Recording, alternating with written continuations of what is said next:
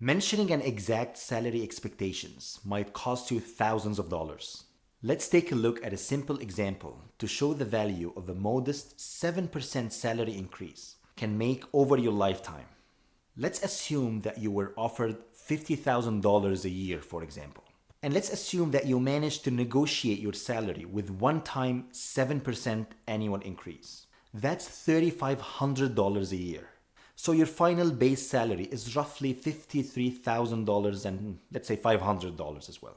If you invest that extra $3,500 at 8% interest over 40 years, you have left almost $1 million on the table. Try to avoid how much do you want question at all costs. Try to wait until an offer has been made, if you can. Once you have an offer in hand, you are in a much stronger position to negotiate your salary because the recruiter has already invested a lot of time and money to find you. If the recruiter insisted on knowing upfront what your salary expectations are, mention that you are flexible based on the position and the overall compensation package.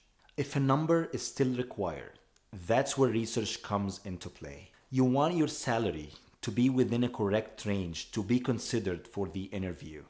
Don't mention a number, try to mention a range as much as you can.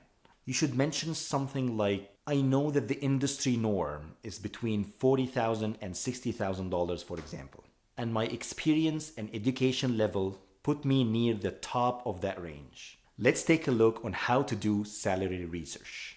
So there are two websites, namely Glassdoor and Comparably, that provide a great accurate insight of pretty much any company you want to work for.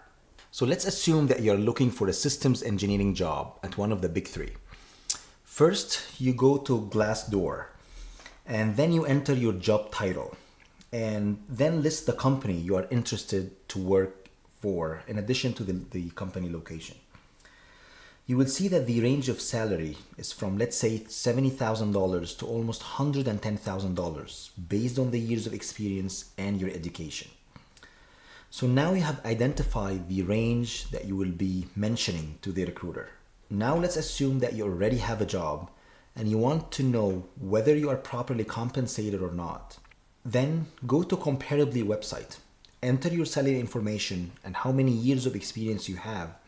It will tell you exactly whether you are properly compensated or not. So Comparably will provide you with statistical analysis of your salary and will compare it to the norm that you have in the industry based on the number of years of experience and based on your education as well.